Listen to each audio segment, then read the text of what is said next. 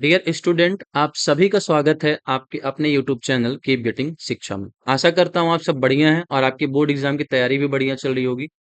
बच्चों, पिछली क्लास जो मैंने अपलोड की थी, तो वहां पे मैंने आपको फिक्स और फ्लक्चुएटिंग कैपिटल अकाउंट के बीच में डिफरेंस पढ़ाया हुआ था, ठीक है। वहीं पे हमारा जो फर्स्ट चैप्टर है अकाउंट का, अकाउंटिंग फॉर पार्टनरशिप, जो उसके बेसिक कॉन्सेप्ट थे वो सब खत्म हो गया था। फर्स्ट चैप्टर की प्लेलिस्ट बनी हुई है, आप जाके देख सकते हो। काफी छोटे छोटे वीडियो हैं, 8 से 10 मिनट पे। 5 टॉपिक मैंने आपको वहां पे पढ़ाए हुए थे। पार्टनरशिप क्या होता है, ठीक है। पार्टनरशिप की क्या कैरेक्टरिस्टिक्स होती हैं। पार्टनरशिप डीड क्या होता है, पार्टनरशिप डीड की क्या कैरेक्टरिस्टिक्स होती हैं, ठीक है। और पार्टनरशिप डीड के एब्सेंस में क्या प्रोविजन लगते हैं, और साथ ही साथ फिक्स और फ्लक्चुएटिंग कैपिटल अकाउंट के बीच में क्या डिफरेंस है, मैंने आपको बताया था। 5 टॉपिक्स हैं गाइस, ठीक है ना। 5 टॉपिक में मैं आपको बता रहा हूं, 2 क्वेश्चन उससे आएंगे ही आएंगे। बोर्ड एग्जाम में आपके 2 क्वेश्चन आने ही आने हैं। आप ये लिख करके ले लो। जो भी मैंने टॉपिक पढ़ाया है बहुत शॉर्ट में और क्रिप्सी नोट्स आप उसका बना सकते हो। वो आपको काफी हेल्प करेगा। क्विक रिवीजन के लिए वो बेस्ट है। तो मैं पहले आपको ये रिकमेंड करूंगा कि आप पहला फर्स्ट चैप्टर क्लियर करो, ठीक है ना। उसके बाद आप आज का लेक्चर देखो। और चैप्टर में आगे बढ़ने से पहले मैं आपको बता दूं कि हमारे जो ऑफलाइन बैचेस हैं वो स्टार्ट हो चुके हैं। अगर आप अकाउंट पढ़ना चाहते हो, ठीक है, बीएसटी के भी बैच चालू हो चुके हैं और साथ ही साथ इकोनॉमिक्स के भी बैच स्टार्ट हैं, ऑफलाइन बैचेस।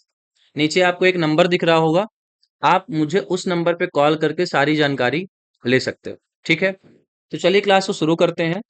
आज हम चालू कर रहे हैं चैप्टर सेकंड, ठीक है। 2.1 देखो यहाँ पे लिखा हुआ। जो आपका सेकंड चैप्टर है अकाउंटेंसी में, वो है reconstitution of a partnership firm. मतलब कोई पार्टनरशिप फर्म का पुनर्गठन कैसे होगा, ठीक है। तो हम आज यहाँ पे मीनिंग देखेंगे और किन किन कंडीशन में इसका रिकॉन्स्टिट्यूशन हो सकता है, हम वो भी देखेंगे, ठीक है। तो चलिए शुरू करते हैं। सबसे पहले यहाँ पे देखो दिया हुआ है, मीनिंग दिया हुआ है, ठीक है ना, कि रिकॉन्स्टिट्यूशन का मतलब क्या होता है। तो देखो लिखा है any change in form of existing partnership agreement. देखो आप जब पार्टनरशिप में आए तो आपने एक एग्रीमेंट किया हुआ था, ठीक है ना। मतलब आपके बीच में क्या हुआ था, एक समझौता हुआ था, ठीक है। अगर उस समझौते में किसी भी प्रकार कोई चेंज आ रहा है, मतलब कि आपने जो एग्रीमेंट किया हुआ था उसमें किसी भी तरह का अगर मान लो चेंज आ रहा है, is termed as reconstitution of partnership, तो उसे हम कहते हैं पार्टनरशिप का पुनर्गठन, ठीक है। देखो फर्स्ट चैप्टर में मैंने आपको बताया कि पार्टनरशिप क्या होता है। 2 लोग रहेंगे, 2 से ज्यादा लोग हो सकते हैं। उनके बीच रिटेन एग्रीमेंट होगा कि किस रेशियो में प्रॉफिट और लॉस को शेयर करेंगे, कौन सा पार्टनर कितनी पूंजी लगाएगा। तो आपने एक एग्रीमेंट किया हुआ था। अब अगर उसी एग्रीमेंट में कोई चेंज आ रहा है, ठीक है ना, उस एग्रीमेंट में कोई चेंज हो रहा है, तो उसी चेंज को हम लोग कहते हैं रिकॉन्स्टिट्यूशन ऑफ पार्टनरशिप, यानी साझेदारी का पुनर्गठन बोला जाता है, ठीक है। अब आगे देखो क्या कहता है। इन केस ऑफ रिकॉन्स्टिट्यूशन, अगर मान लो रिकॉन्स्टिट्यूशन हो रहा है पार्टनरशिप का, यानी पार्टनरशिप का पुनर्गठन हो रहा है, ठीक है ना, साझेदारी का पुनर्गठन कर रहे हो। The business of the firm not closed, firm का बिजनेस बंद नहीं होता है, इसको अंडरलाइन कर लेना। जो फर्म का बिजनेस है, आपकी कंपनी जो व्यापार कर रही थी वो बंद नहीं होगा, ठीक है। But it carries out it's business on continuous basis, जैसे आपका व्यापार पहले चल रहा था उसी तरीके से आपका व्यापार चलता रहेगा, ठीक है। तो व्यापार को हम बंद नहीं करेंगे, हमारा व्यापार कंटिन्यू चलता रहेगा, ठीक है। तो ये हो गया। तो देखो सिंपल सा मतलब है कि आपने जो पहले एग्रीमेंट किया था, अगर उसमें किसी प्रकार का चेंज आ रहा है तो उसे हम कहते हैं रिकॉन्स्टिट्यूशन ऑफ पार्टनरशिप। पार्टनरशिप को जब रिकॉन्स्टिट्यूट किया जाएगा तो आपका व्यापार जो है वो बंद नहीं होगा, व्यापार आपका पहले की तरह चलता रहेगा, ठीक है। जैसे मान लो मैंने कहा 3 पार्टनर थे।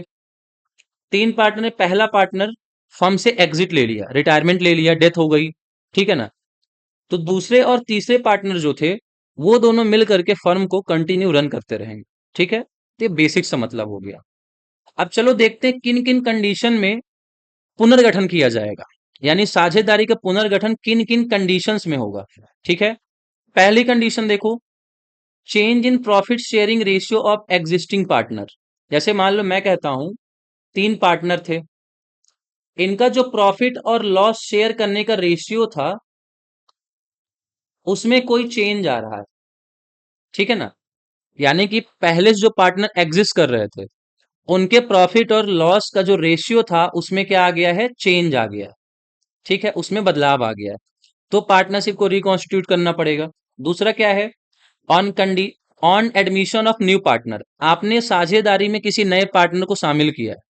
यानी कि जैसे मान लो मैं कहता हूं पहले 3 पार्टनर थे, अब मैंने एक और पार्टनर को साझेदारी फर्म में शामिल कर लिया, तो रिकॉन्स्टिट्यूशन होगा।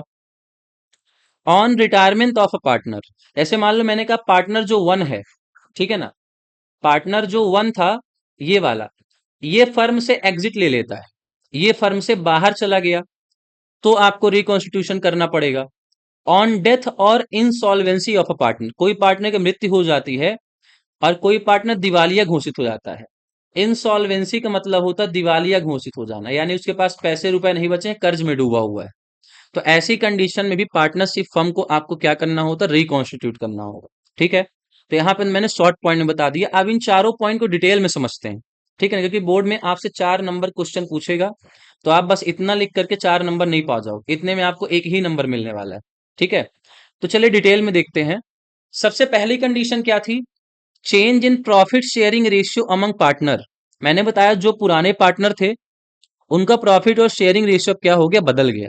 ठीक है, देखो यहाँ पे क्या कहता है, if a partner contributes an additional amount of capital, अगर कोई साझेदार है, कोई पार्टनर है, वो फर्म में और पूंजी लगा रहा है, यानी फर्म में उसने क्या किया, और पैसे लगा दिए, और takes active participation in the affair of the firm, या तो मान लो कोई पार्टनर ऐसा था जो अब तक फर्म की काम में कोई भी देखभाल नहीं कर रहा था, मतलब कि मैं ये कह सकता हूं जैसे मान लो मैं ही पार्टनर था, तो फर्म कैसे काम कर रही है, कब मीटिंग हो रही, कितना प्रॉफिट लॉस हो रहा, मैं उन सब से कोई मतलब नहीं रख रहा था। लेकिन अब मैं क्या करूंगा, एक्टिव पार्टिसिपेशन करूंगा, मतलब मैं भी अब चीजें देखूंगा, मैं भी काम करूंगा फर्म का, सक्रिय रहूंगा मैं। ठीक है ना, then a new profit sharing ratio is determined by changing the old profit sharing ratio. तो आपको पुराना प्रॉफिट शेयरिंग रेशियो जो था उसको बदल करके एक नया प्रॉफिट शेयरिंग रेशियो आपको क्या करना होगा, बनाना पड़ेगा। क्योंकि देखो अब आपने एक्स्ट्रा कैपिटल लगा दी है, आप फर्म में एक एक्टिव रूप से पार्टिसिपेट कर रहे हैं, यानी सक्रिय साझेदार के रूप में भूमिका निभा रहे हैं, तो जो पुराना रेशियो था उसको बदलना होगा और आपको एक नया रेशियो बनाना होगा। जैसे मान लो मैं कहता हूं मैंने फर्म में 50,000 रुपए और लगा दिए, मान लो कि पहले मैं कहता हूं मेरा 2:5 मिल रहा था मुझे, अब ये चेंज होके मेरा 3:5 हो जाएगा, अब मुझे ज्यादा शेयर मिलेगा। ठीक है, तो इसका मतलब ये होता है कि मान लो 2 पार्टनर थे, ए और बी, मान लो मैं कहता हूं 2:5 में बट रहा था और 3:5 में, तो अब इसका 3 रेशियो हो जाएगा 5 और इसका 2:5 हो जाएगा, क्योंकि इसने 50,000 कैपिटल ज्यादा लगा दी। तो जो ज्यादा कैपिटल लगाएगा उसका रेशियो बढ़ जाएगा, उसको प्रॉफिट में ज्यादा हिस्सा मिलेगा। ठीक है, तो पहला पॉइंट ये होगा, बहुत सिंपल सा है कि कोई पार्टनर अगर ज्यादा पूंजी लगा रहा है या फिर वो फर्म में एक्टिव पार्टिसिपेशन ले रहा है, तो पुराना रेशियो बदल कर क्या करना होगा, आपको नया रेशियो बनाना होगा। ठीक है, पहला पॉइंट उम्मीद करता हूं क्लियर हो गया होगा। सेकंड पॉइंट देखो क्या है, एडमिशन ऑफ न्यू पार्टनर, आपने किसी नए साझेदार को शामिल किया है। ठीक है, the admission of a partner in a business takes place by the consent of all partners, ये लाइन आपके लिए बहुत इंपॉर्टेंट है, ट्रू फॉल्स में आपसे पूछा जा सकता है। The admission of a partner in a business takes place by the consent of all partner, अगर आपको फर्म में किसी नए साझेदार को शामिल करना है तो सभी साझेदार की सहमति होना जरूरी। कंसेंट का मतलब होता है सहमति, कंसेंट। जब सारे साझेदार कहेंगे कि हाँ ठीक है इसको शामिल कर लो फर्म में, तभी आप नए पार्टनर को फर्म में शामिल कर पाओगे। ठीक है, on admission of a new partner, जब आप नए पार्टनर को शामिल करोगे, the existing partner sacrifice some share of their profit to the incoming partner. तो जो पुराने वाले पार्टनर थे, एग्जिस्टिंग पार्टनर थे, उन्हें अपने रेशियो का, अपने हिस्से का कुछ भाग सेक्रीफाइस करना होगा, त्याग करना होगा, किसके लिए, नए पार्टनर के लिए, इनकमिंग पार्टनर के लिए। यानी कि देखो नया पार्टनर आ रहा है तो उसे भी तो हिस्सा मिलेगा ना, तो किसी न किसी पुराने पार्टनर के हिस्से से ही वो दिया जाएगा। तो नए पार्टनर को जब एंट्री दी जाएगी तो पुराने वाले जो पार्टनर थे किसी न किसी को त्याग करना पड़ेगा, किसी न किसी को अपने रेशियो का सेक्रीफाइस करना पड़ेगा। ठीक है, which leads to change in profit sharing ratio and result in reconstitution of partnership firm। तो इसकी वजह से जो प्रॉफिट शेयरिंग रेशियो है उसमें चेंज आपको देखने को मिलेगा, और इसका रिजल्ट क्या होगा कि रिकॉन्स्टिट्यूशन होगा, यानी कि जो साझेदारी है उसका फिर से पुनर्गठन किया जाएगा। तो सिंपल सा मतलब ये है, सारे पार्टनर जब सहमत होंगे तब आप किसी नए पार्टनर को शामिल करोगे। जो नया पार्टनर आएगा उसको कुछ ना कुछ तो हिस्सा देना ही पड़ेगा। तो वो हिस्सा कौन देगा? पुराने वाले साझेदार देंगे। वो उनके लिए त्याग अनुपात कहलाएगा, यानी सेक्रीफाइस रेशियो। और नए वाले के लिए क्या होगा? गेनिंग रेशियो, यानी कि लाभ अनुपात जो उसको मिल रहा है। ठीक है ना? तो इससे पार्टनरशिप फर्म में चेंजेस आएंगे। थर्ड देखो क्या कहता है, रिटायरमेंट ऑफ एग्जिस्टिंग पार्टनर। जो पहले वाले पार्टनर थे उनमें से किसी एक ने रिटायरमेंट ले लिया, बोलता है भैया बहुत काम कर लिए, 60-65 साल के हो गए, अब काम नहीं करना चाहते। ठीक है। When a partner due to his personal reason, मान लो किसी पार्टनर खुद का पर्सनल रीजन है, व्यक्तिगत कोई कारण हो सकता है। ड्यू टू इल हेल्थ, उसकी हेल्थ खराब हो सकती है, यानी उसको स्वास्थ्य खराब हो सकता है। ओवर एज, मान लो कहता हूं 65 साल का हो गया, 70 साल का हो गया है। और due to any other reason, कोई और भी रीजन हो सकता है। ठीक है ना?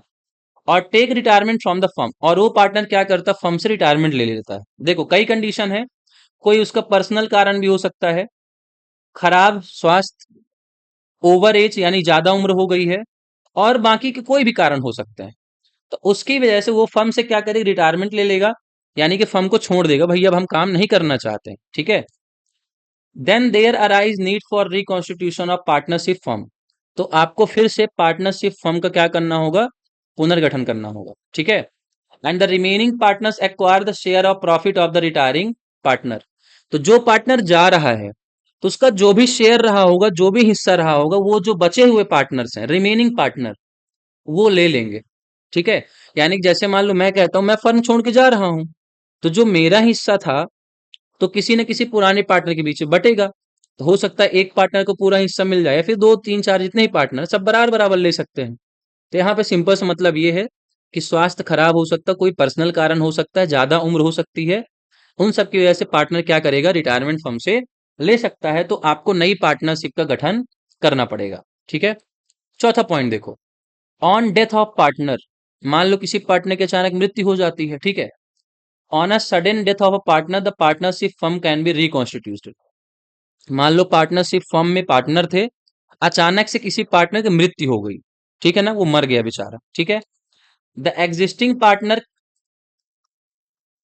The existing partner can carry the business of the firm as was carried in the past, तो जो बचे हुए पार्टनर रहेंगे तो व्यापार को उसी तरीके से चलाएंगे जैसे वो पहले चला रहे थे पास्ट में। And can take decision for reconstitution of partnership firm, और वो डिसीजन ले सकते हैं पार्टनरशिप फर्म को रिकॉन्स्टिट्यूट करने का, यानी साझेदारी को पुनर्गठन करने का। ठीक है। तो यहाँ पे बहुत सिंपल सा मतलब, मान लो किसी पार्टनर की अचानक से मृत्यु होती है, तो जो बचे हुए पार्टनर वो व्यापार को उसी तरीके से चलाते रहेंगे, पर उन्हें पार्टनरशिप फर्म को क्या करना होगा? रिकॉन्स्टिट्यूट करना होगा, उसका पुनर्गठन इन्हें करना होगा। ठीक है दोस्तों। तो यहाँ पे ये लेक्चर हमारा खत्म होता है। ज्यादा मिनट का नहीं था, 12-13 मिनट मैंने आपको पढ़ा दिया। देखो हमें ज्यादा बोल बच्चन नहीं करना। ठीक है। हमें डायरेक्ट टॉपिक पे आना है। शुरू में मैंने आपको डिटेल दे दिया बैच का, कि 1 जुलाई से हमारे नए बैच स्टार्ट हो चुके हैं, ऑफलाइन बैचेस। तो अगर आप रीवा में रह रहे हो तो बैचेस को ज्वाइन करो, आपको सारी चीजें बेस्ट दी जाएंगी। ठीक है ना? तो मिलेंगे नेक्स्ट क्लास में, जहां पे हम एक नया लेक्चर देखेंगे, फिर एक नए टॉपिक के बारे में डिस्कशन किया जाएगा। ठीक है। अगर ऑफलाइन बैच ज्वाइन करना तो नीचे कॉन्टेक्ट नंबर दिख रहा है, यू कैन कॉल मी।